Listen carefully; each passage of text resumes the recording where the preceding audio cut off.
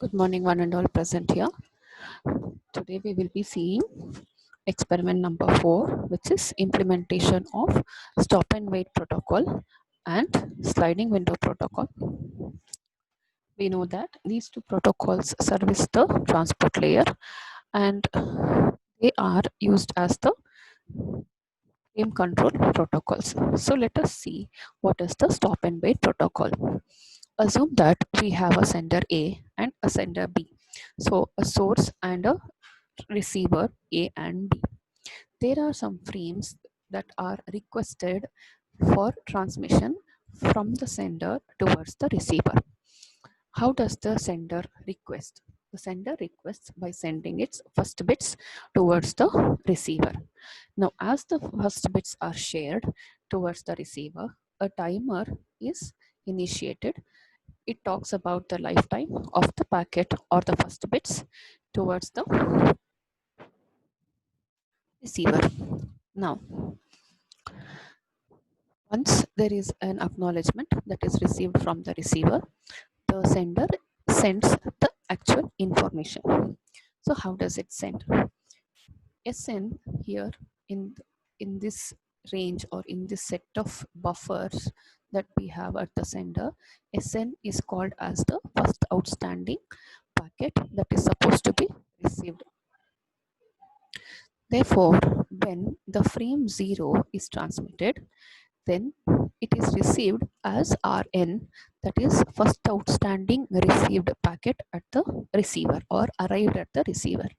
The receiver instead indicates that the next frame or the next packet that is to be sent is acknowledgement 1. It sends an acknowledgement for SN that is transmitted, indicating the next frame is the acknowledgement number. So it is acknowledgement 1 towards the sender.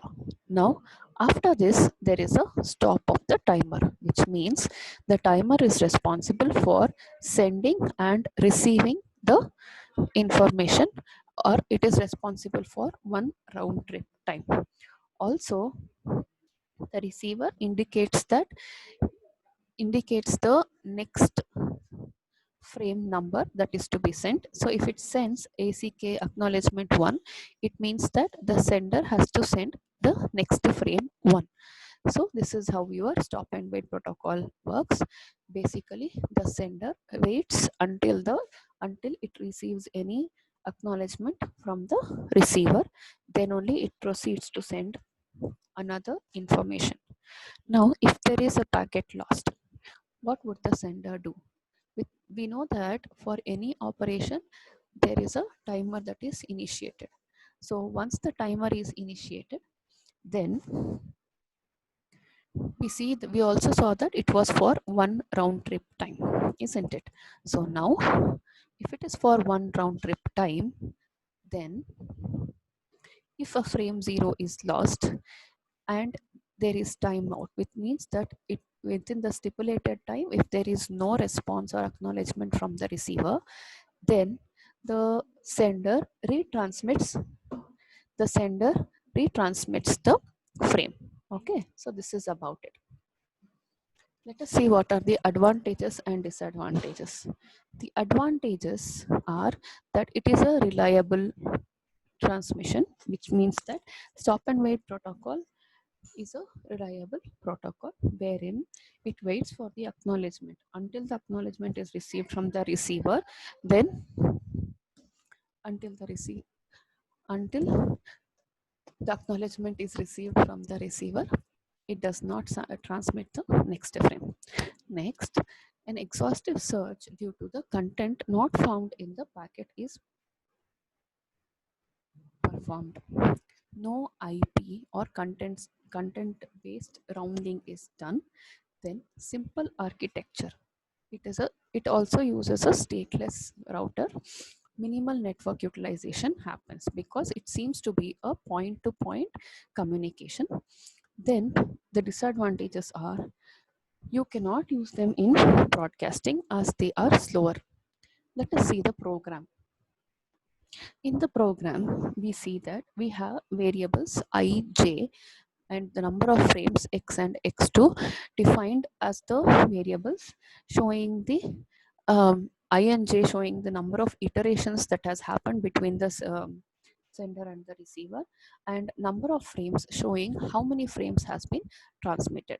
X and x2 are the intermediate variables. So now say we have here directly given in the program that number of frames is equal to 10.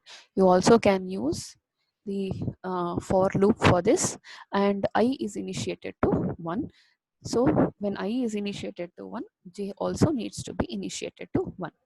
So next you print the number of frames and store it in the number of frames, then scanf and then store it.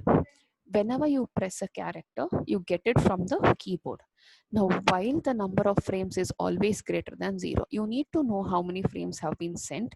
So here, since we have given number of frames to be equal to 10, we always know that number of frames should always be greater than 0. Now, if the number of frames is always greater than 0, then a random value operation is performed and it is stored in x. This is to only generate the time. This is to only generate the time for transmission. We saw that the timer, we had initiated the timer, isn't it? This is the only for time. Then you print for x2 value equal to 1, x2 is less than 2, x2 plus plus. Then anytime you will be waiting for 2 seconds for anytime you will be waiting for 2 seconds for sending the next frame or receiving the acknowledgement. Now you increment the values of I and j, and therefore decrement the value of number of frames. This is how your stop and wait protocol will work. Let us see the output. So we had given that number of frames is equal to 10. Then it sends, the sender is sending the frame 1. Acknowledgement is received for frame 1. Similarly, until and see here, we have 3 frames sent. Acknowledgement is received for the third frame. Sending the frame 4. If the sender is waiting for more time, it is waiting for 1 second. After that it sends 4 again, which means that here you can see when the acknowledgement is not received from the receiver, the frame is retransmitted. Then after the acknowledgement is received 4, then frame 5 is transmitted. Okay, so this is how it happens, and all the frames to frame 10 will be transmitted and received. So this is about your stop and wait protocol.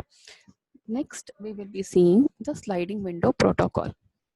A sliding window protocol is an advancement of your stop and wait protocol. Now, what is the basic concept? To allow the flow control in the depending upon the link that you have created between the source and destination, there will be a sending window and a receiving window, and the window size is always specified.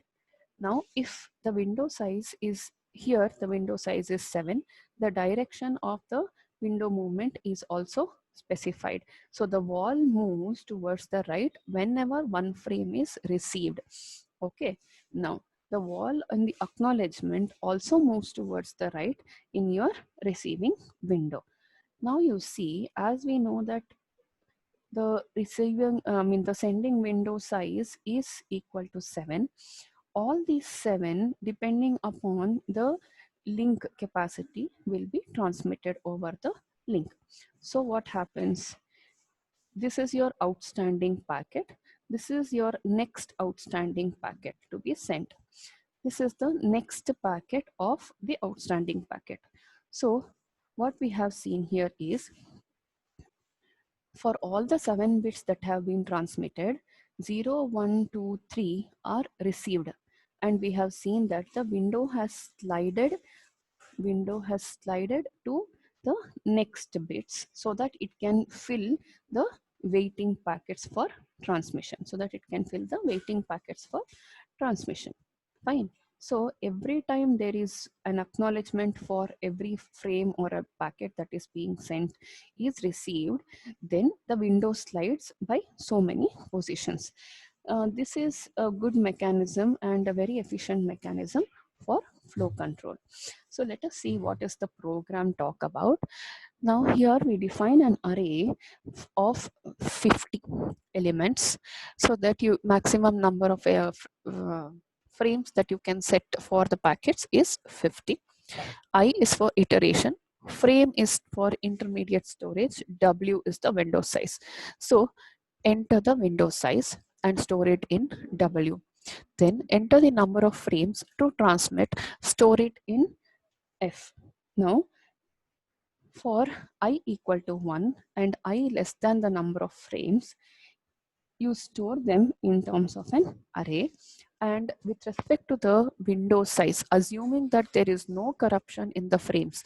Why there is no corruption? We are not talking about any congestion control or error control in this particular protocol. And therefore, assuming that there is no corruption in the frame, we see that after sending one particular frame, the sender waits for acknowledgement. Then it checks whether the iteration is equal to